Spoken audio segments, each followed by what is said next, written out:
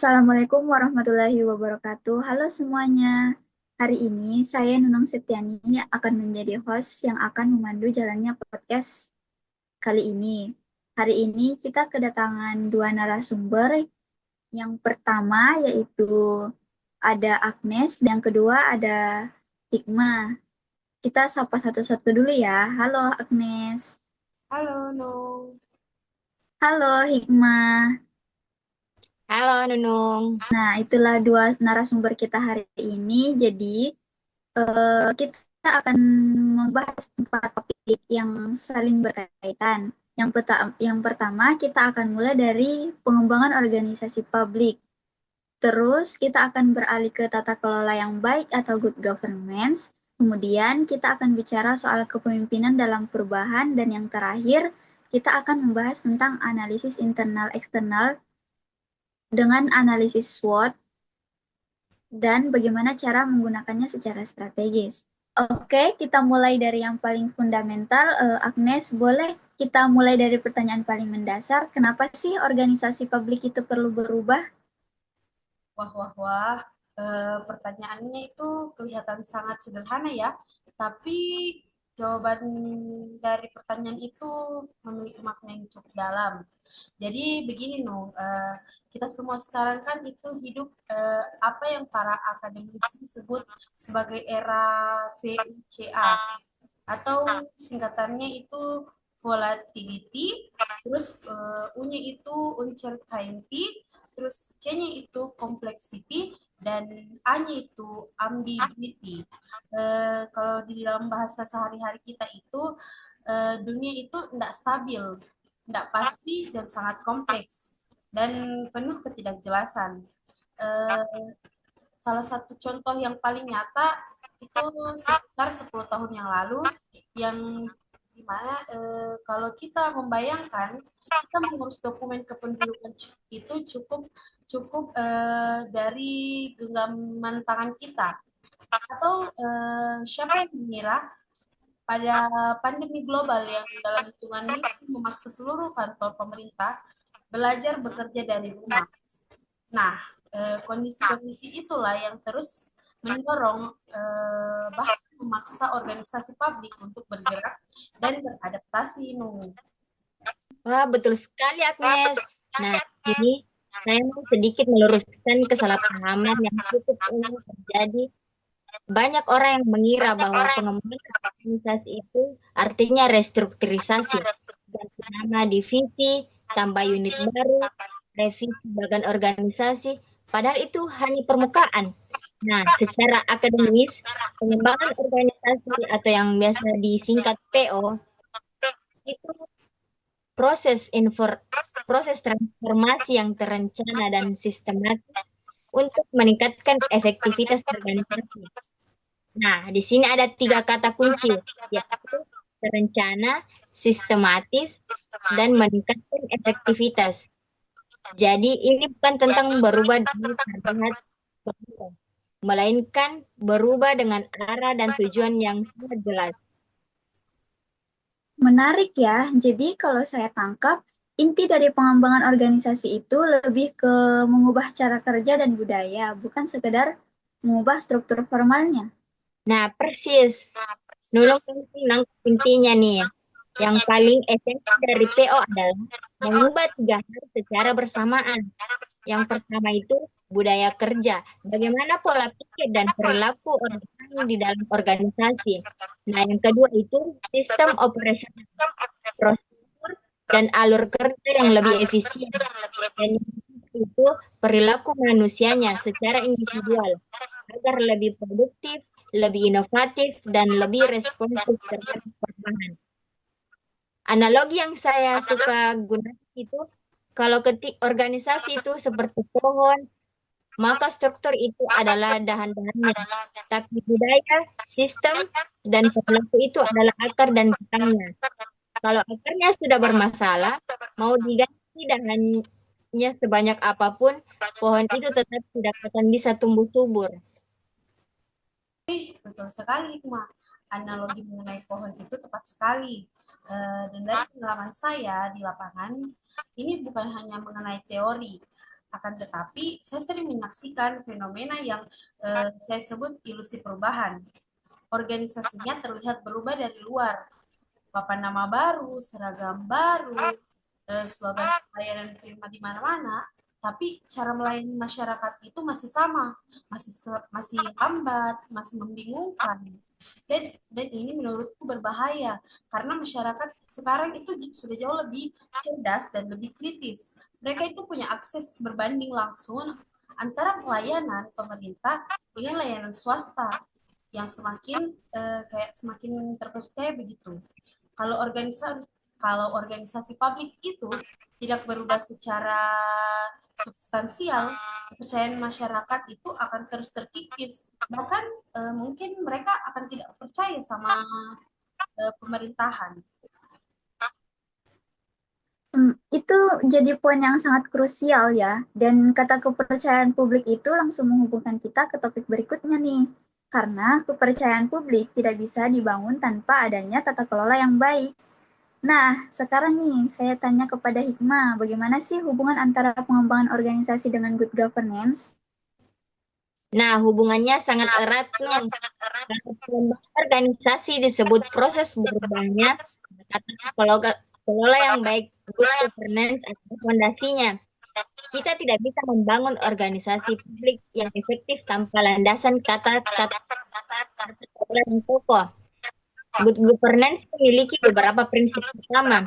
Yang pertama itu yang paling fundamental, transparansi, keterbukaan informasi kepada publik. Masyarakat memiliki hak untuk mengetahui bagaimana uang pajak mereka dikelola, bagaimana keputusan diambil, dan seperti apa sih hasil kerja pemerintah secara real. Dan dari sana langsung berkaitan dengan akuntabilitas. Itu merupakan prinsip kedua yang saya rasa sama kritisnya. Setiap pejabat publik itu harus bisa mempertanggungjawabkan setiap kebijakan dan keputusan yang telah diambil kepada publik. Tidak ada lagi ruang untuk bersembunyi di balik jabatan ataupun kekuasaan. Saya punya pengalaman yang cukup ilustrasi soal ini. Waktu itu instansi tempat saya bekerja sedang menjalankan program renovasi gedung dengan anggaran yang lumayan besar loh. Terus awalnya tidak ada informasi yang dipublikasikan secara aktif ke masyarakat. Hasilnya itu bermunculan berbagai spekulasi dan kecurigaan, bahkan tuduhan dari para warga. Begitu kami mulai memasang papan informasi proyek atau mempublikasikan pengembangan di website resmi dan merilis laporan progres mingguan, kecurigaan yang tadinya itu langsung mereda. Masyarakat itu tidak hanya berhenti protes, mereka bahkan mulai mendukung program tersebut. Ternyata transparansi itu sendiri sudah merupakan bentuk komunikasi yang sangat powerful loh. Jadi gitu. Terima kasih loh Agnes atas contoh yang sangat konkretnya. Jadi transparansi itu bukan hanya soal kewajiban hukumnya, tapi secara strategis itu adalah alat untuk membangun kepercayaan publik. Tepat sekali, Nung. Dan ada prinsip ketiga yang sering diremehkan, yaitu partisipasi. Organisasi publik yang baik itu tidak bekerja sendirian. Seolah-olah mereka yang paling tahu segalanya. Mereka itu melibatkan masyarakat dalam proses pengambilan keputusan, terutama yang berdampak langsung pada hajat hidup orang banyak. Wah, betul sekali. Dan ada juga nih prinsip yang tidak boleh kita lewatkan. Yang pertama efisiensi dan efektivitas. Ini tentang bagaimana sumber daya yang selalu terbatas itu digunakan secara optimal untuk menghasilkan output yang paling bermakna bagi masyarakat. Nah, yang kedua itu supremasi hukum. Semua tindakan organisasi publik harus berlandaskan hukum yang berlaku. Tidak ada yang tebal, tidak ada yang berada di atas hukum. Yang menarik dari kelima prinsip ini, yaitu mereka bukan berdiri sendiri-sendiri. Transparansi memperkuat akuntabilitas. Akuntabilitas mendorong efisiensi, partisipasi, melegitimasi keputusan. Dan semuanya itu harus berjalan dalam koridor hukum yang kuat. Mereka saling menopang satu sama lain. Oke, tapi saya sih penasaran ya, secara teori semua prinsip itu kan indah, tapi bagaimana realitanya di lapangan? Apakah ada hambatan yang signifikan dalam penerapannya? Hambatan nyata dan cukup banyak sih. Tapi yang paling sering saya temui itu adalah resistensi internal. Ketika kita mau menerapkan transparansi secara serius, selalu ada pihak-pihak dalam organisasi yang merasa terancam karena mereka itu sudah terbiasa bekerja tanpa pengawasan eksternal yang intensif. Ketika kita mau digitalisasi sistem untuk meningkatkan akuntabilitas, selalu ada yang berdalih tidak siap, atau belum paham atau tidak mau repot belajar hal baru. Dan ini membawa saya pada satu keyakinan yang makin menguat. Tata kelola yang baik itu tidak akan bisa benar-benar terwujud tanpa kepemimpinan yang tepat. Ini yang menjadi hambatan menuju topik kita berikutnya. Seperti itu ya Agnes. Oke, saya mungkin paham sampai sini. Nah, selanjutnya nih, kita masuk ke topik yang paling dinamis dan paling manusiawi, yaitu kepemimpinan dalam perubahan organisasi. Hikmah, sosok pemimpin seperti apa sih yang dibutuhkan untuk benar-benar membawa perubahan di organisasi publik? Wow, pertanyaannya sangat luar biasa ya, Nung. Dan jawabannya tidak sesederhana kelihatan. Pemimpin perubahan di organisasi publik itu harus memiliki kombinasi yang unik, visi yang jauh ke depan, tapi tetap realistis dengan kondisi birokrasi yang ada. Tegas dalam arah, tapi empatik terhadap manusia di dalamnya. Inovatif, tapi tidak gegabah. Ada satu kepemimpinan yang sangat relevan di sini, seperti yaitu kepemimpinan transformasi. Berbeda dengan kepemimpinan tradisional yang mengandalkan mekanisme reward dan punishment.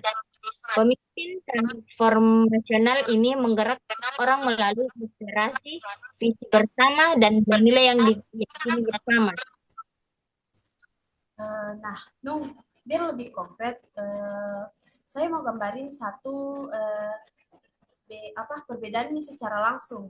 Pemimpin transaksional itu akan berkata, kamu selesaikan laporan ini tepat waktu, kamu dapat reward. Tapi pemimpin transformasional akan berkata dengan laporan yang kita kerjakan ini, ribuan warga akan mendapatkan akses layanan yang lebih baik. Kita sedang menciptakan perubahan nyata, yang dimana yang satu menggerakkan orang dengan kepentingan pribadi, yang lain menggerakkan orang dengan makna dan tujuan yang lebih besar dari diri mereka sendiri. Di konteks organisasi publik yang mandatnya adalah melayani masyarakat, pendekatan transformasional jauh lebih relevan dan jauh lebih sustainable dalam jangka panjang. Pembedaan yang sangat jelas ya dari pemaparan kalian berdua, tapi nih Agnes, saya ingin tanya nih lebih menantang. Apakah kepemimpinan transformasional ini realistis diterapkan di lingkungan birokrasi yang kita tahu nih cukup hierarki dan kaku? Wih, jujur sih tidak mudah.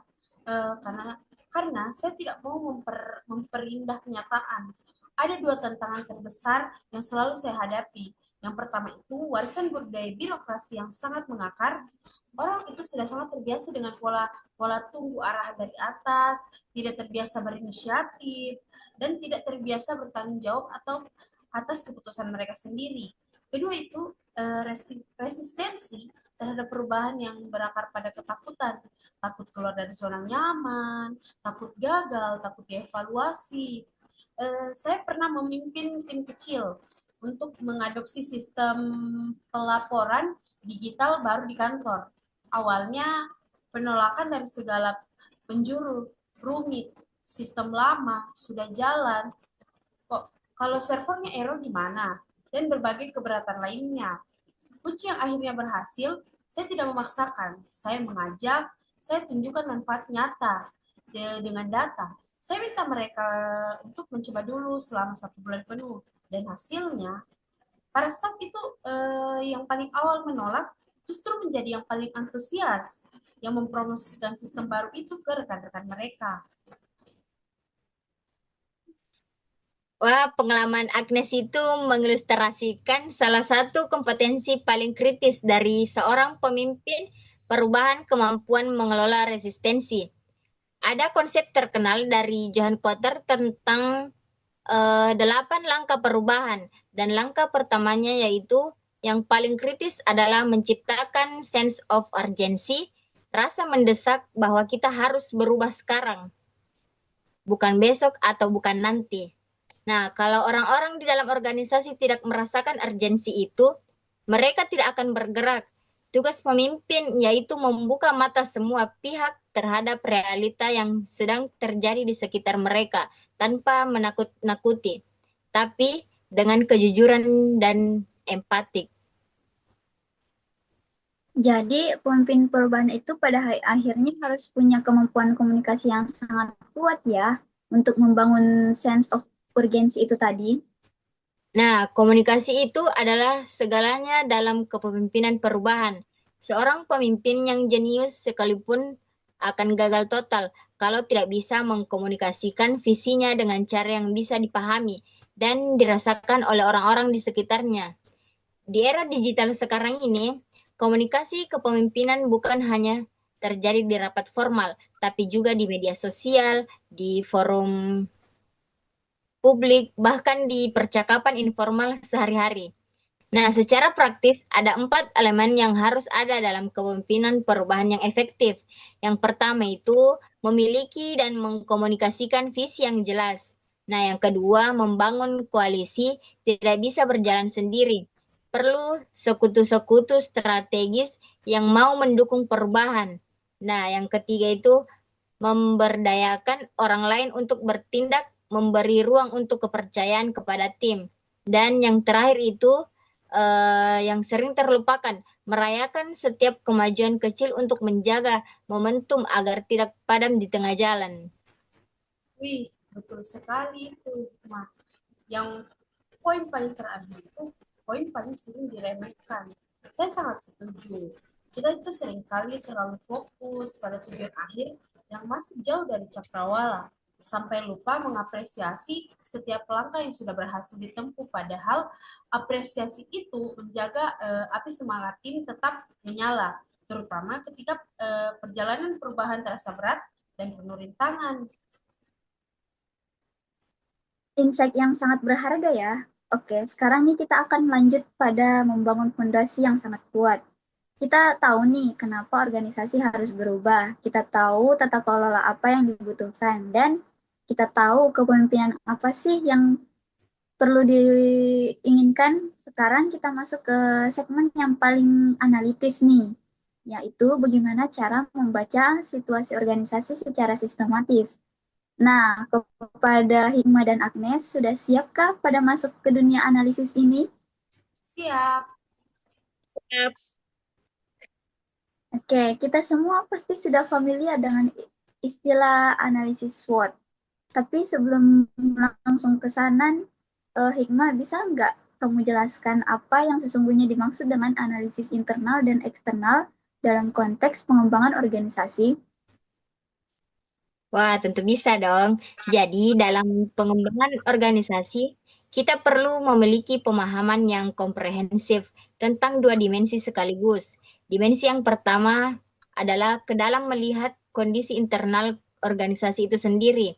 Nah, dimensi yang kedua yaitu keluar, memahami lingkungan eksternal yang mengelilingi organisasi. Nah, analisis internal menjawab pertanyaan apa yang kita miliki, apa kapabilitas dan keterbatasan kita. Sedangkan analisis eksternal menjawab apa yang sedang terjadi di luar sana, peluang apa yang bisa kita manfaatkan, ancaman apa yang harus kita antisipasi. Dan keduanya itu harus dilakukan secara bersamaan karena saling melengkapi untuk membentuk gambaran yang utuh. Saya punya satu analogi yang sangat bagus untuk menggambarkan hal ini. Bayangkan seorang dokter itu sedang memeriksa pasien. Dokter yang baik tidak hanya melihat kondisi internal tubuh pasiennya, misalnya tekan darah, kadar gula, kondisi organ, tapi ia juga itu mempertimbangkan faktor eksternal, lingkungan, tempat tinggal, pola makan, terus tingkat stres. Baru setelah melihat kedua dimensi itulah, dokter bisa memberikan diagnosis yang akurat dan pengobatan yang tepat sasaran. Prinsip yang sama berlaku untuk organisasi juga loh. Wah, itu analogi dokter sangat pas banget loh, Agnes. Mari kita bahas satu-satu deh, komponen apa saja sih yang menjadi objek analisis internal? Nah, ada 3 komponen utama yang harus dianalisis secara internal nih. Yang pertama dan yang paling fundamental yaitu sumber daya manusia. Disinilah kita berbicara tentang kompetensi pegawai, keterampilan teknis dan manajerial yang mereka miliki, tingkat motivasi dan loyalitas mereka, dan yang sangat relevan di era sekarang yaitu kesiapan digital. Pertanyaan kritis yang harus dijawab dengan jujur, apakah ASN dan pegawai kita sudah benar-benar siap menghadapi era digitalisasi? Apakah mereka memiliki growth mindset, keinginan untuk terus belajar dan beradaptasi? Mengakui bahwa SDM kita belum sepenuhnya siap untuk memang tidak nyaman, tapi justru itu adalah langkah yang pertama yang diperlukan sebelum kita bisa memperbaikinya. Komponen kedua adalah budaya dan struktur organisasi. Dan dari pengalaman saya ini, yang paling sulit diubah itu karena sifatnya paling abstrak dan paling mengakar. Budaya organisasi itu menentukan bagaimana pekerjaan dilakukan sehari-hari, nilai-nilai apa yang dianut bersama, norma-norma apa yang dijaga. Dan di sektor publik kita bisa membedakan dua tipe budaya yang sangat kontras. Ada budaya melayani dan budaya dilayani. Yang dimana budaya melayani itu seluruh orientasi dan energi organisasi diarahkan pada kepuasan masyarakat sebagai penerima layanan utama dan layanan dan budaya dilayani itu di mana pegawai justru bertingkah seolah mereka lah yang harus dilayani oleh masyarakat. Dan tragisnya, kedua ini masih cukup banyak kita temui. Salah satunya dari sisi struktur. Struktur yang birokratis dan hierarkis akan sangat lambat merespon perubahan yang terjadi. Bayangkan sebuah keputusan operasional itu harus melewati 7 lapis persetujuan. Saat keputusan itu akhirnya ditandatangani, situasinya sudah berubah. Sebaliknya, struktur yang lebih fleksibel dan adaptif itu memungkinkan organisasi bergerak jauh lebih responsif. Nah, dan komponen yang ketiga itu adalah sarana dan anggaran. Ini mencakup teknologi dan infrastruktur yang tersedia, kesehatan finansial organisasi, serta kondisi fasilitas dan ruang kerja. Ini adalah perkakas yang menentukan seberapa jauh kapasitas organisasi untuk bergerak dan berinovasi. Oke, penjelasan yang sangat mudah dipahami. Sekarang mungkin kita akan bergeser ke sisi eksternal. Alat apa yang paling komprehensif untuk menganalisis faktor-faktor di luar organisasi? Nah, jawabannya itu adalah pestle analysis, yang dimana kerangka yang sangat powerful untuk membaca lingkungan eksternal secara menyeluruh dan sistematis. Pestle adalah akronim dari 6 dimensi, yang dimana P itu politikal, E itu ekonomi, S itu sosial, T itu teknologi, dan E itu environmental, dan L-nya itu adalah legal. Dimensi politikal atau politik itu mencakup kebijakan pemerintah yang baru, dinamika pergantian kepemimpinan, dan stabilitas politik secara umum. Untuk organisasi publik, dimensi ini sangat kritis karena pergantian kepala daerah atau menteri tidak jarang membawa pergeseran prioritas dan kebijakan yang cukup signifikan, dan organisasi itu harus bisa mengantisipasinya. Nah, dimensi ekonomik atau ekonomi berbicara tentang kondisi perekonomian nasional yang langsung mempengaruhi kapasitas anggaran pemerintah. Ketika ekonomi melambat dan anggaran dipangkas, organisasi dituntut untuk berbuat lebih banyak dengan sumber daya yang lebih sedikit. Nah, ini memaksa kreativitas, efisiensi, dan prioritasi yang lebih tajam. Dimensi sosial atau sosial mencerminkan ekspektasi masyarakat yang terus meningkat terhadap kualitas layanan publik. Masyarakat semakin terdidik melek digital dan terhubung satu sama lain melalui internet, memiliki suara yang jauh lebih kuat dari sebelumnya. Tuntutan mereka terhadap transparansi, kecepatan, dan akuntabilitas tidak lagi bisa diabaikan. Kelas selanjutnya itu dimensi teknologikal atau teknologi. Mungkin yang paling disruptif di era kita itu adalah dimensi teknologikal. Adopsi kecerdasan buatannya dan otomasi proses bisnis serta transformasi digital secara fundamental itu mengubah cara kerja organisasi. Organisasi yang gagal adopsi teknologi secara strategis itu akan tertinggal. Bukan hanya dari sektor swasta, tapi juga dari sesama instansi pemerintah yang lebih agresif berinovasi. Ya, terus ada dimensi environmental atau lingkungan, yang dimana isu berkelanjutan dan perubahan iklim semakin menjadi arus utama dalam kebijakan publik. Ada tekanan yang semakin nyata untuk mengintegrasikan prinsip-prinsip ramah lingkungan dalam setiap program dan operasional pemerintahan. Nah, dan dimensi legal atau hukum perubahan peraturan perundang-undangan yang terus-menerus meneruskan organisasi publik selalu update dengan kerangka regulasi terbaru. Ketidakpatuhan terhadap kerangka regulasi terbaru bukan hanya berpotensi menghasilkan sanksi hukum, tapi juga dapat merusak reputasi dan kepercayaan publik yang susah dibangun susah payah. Komprehensif sekali ya. Sekarang pertanyaan paling besarnya nih, setelah kita punya analisis internal yang mendalam dan analisis pestel yang menyeluruh, bagaimana sih cara mengintegrasikannya menjadi strategi yang bisa dieksekusi secara konkret? Nah, tapi yang benar-benar powerful dari SWOT bukan sekedar 4 daftarnya, melainkan matriks strategi SWOT-nya. Di sini kita menggabungkan elemen-elemen tersebut untuk menghasilkan 4 jenis strategi. Yang pertama itu strategi SO, memanfaatkan kekuatan untuk menangkap peluang. Yang kedua, strategi ST, menggunakan kekuatan untuk menghadapi ancaman. Yang ketiga itu strategi WO, memperbaiki kelemahan agar mampu memanfaatkan peluang yang ada. Dan strategi WT, meminimalkan kelemahan sekaligus menghindari ancaman. Nah, biar pembahasan kita lebih hidup itu, saya mau ambil salah satu contoh dari studi kasus yang sangat relevan, yang dimana transformasi digital di sebuah kantor kelurahan, ini kasusnya sederhana tapi sangat ilustratif, yang dimana kelemahan internalnya itu jelas.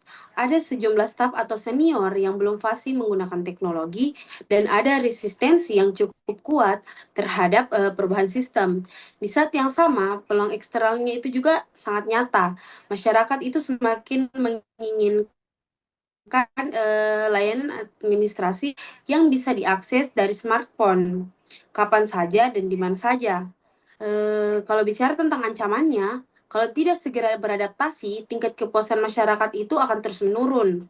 Dan di era media sosial itu, satu pengalaman buruk bisa viral dalam hitungan jam.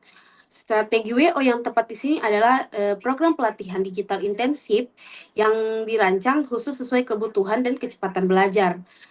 Kecepatan pelajar pegawai yang berbeda-beda. Dan hasilnya itu nanti setelah program pelatihan yang konsisten dan pendampingan yang berkelanjutan selama beberapa bulan dapat meningkatkan kepuasan masyarakat yang secara signifikan.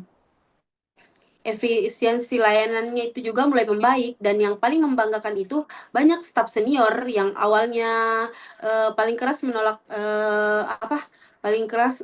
perubahan justru akan berbanding terbalik yang menjadi advokat paling bersemangat dari sistem baru itu.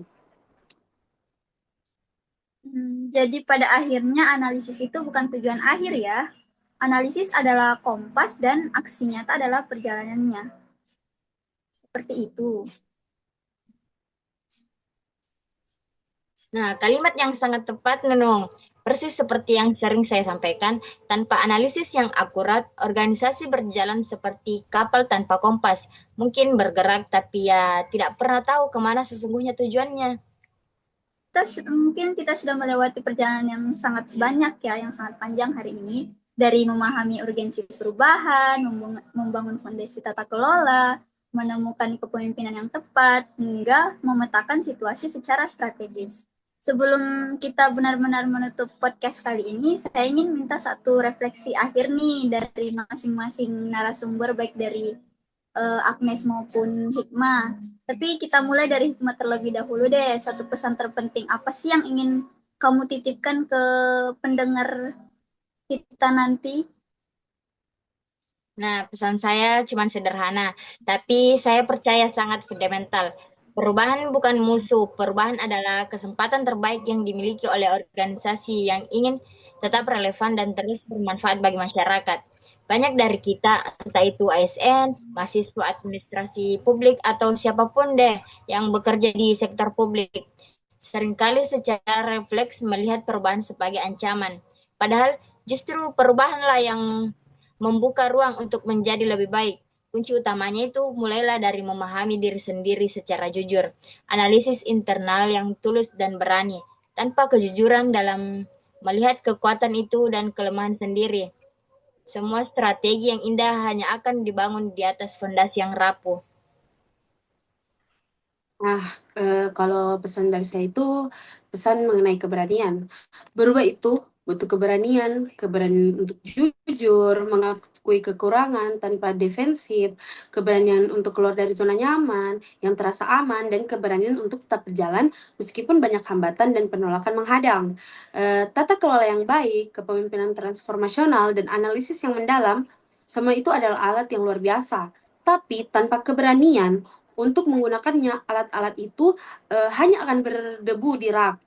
Jadi pesan saya buat para pemimpin muda yang akan menentukan arah organisasi publik kita di masa depan, jadilah pemberani, bukan tanpa rencana, bukan tanpa analisis, tapi berani bertindak berdasarkan rencana dan analisis yang sudah matang. Wah, dua pesan yang saling melengkapi.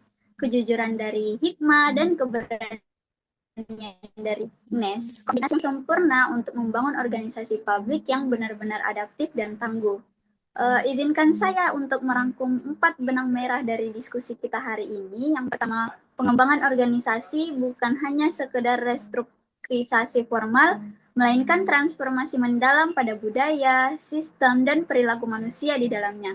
Yang kedua, yaitu tata kelola yang baik adalah fondasi yang tidak bisa ditawar dengan prinsip transparansi, akuntabilitas, partisipasi, efisiensi, dan supremasi hukum. Yang ketiga, kepemimpinan transformasional adalah kunci menggerakkan perubahan, bukan dengan paksaan, tapi dengan inspirasi, visi, dan pemberdayaan. Dan yang terakhir yaitu analisis internal dan eksternal melalui kerangka PESTEL dan matriks SWOT adalah kompas navigasi yang memastikan setiap langkah perubahan bergerak ke arah yang paling tepat. Rangkuman yang sangat komprehensif sekali, Nunung. Satu hal yang ingin saya tambahkan sih, keempat aspek ini tidak bisa berdiri sendiri secara terpisah. Mereka adalah sebuah ekosistem yang saling terhubung dan saling menguatkan. Pengembangan organisasi yang baik membutuhkan fondasi tata kelola yang kokoh. Tata kelola yang kokoh membutuhkan kepemimpinan yang tepat dan konsisten. Nah, dan kepemimpinan ini yang tepat yang harus selalu didasari oleh analisis yang akurat terhadap realita. Nah, sebelum ditutup juga, ada satu hal yang ingin saya tekankan. Ini semua relevan untuk setiap orang di dalam organisasi, bukan hanya pemimpin puncak. Setiap individu di level manapun memiliki peran dalam proses perubahan.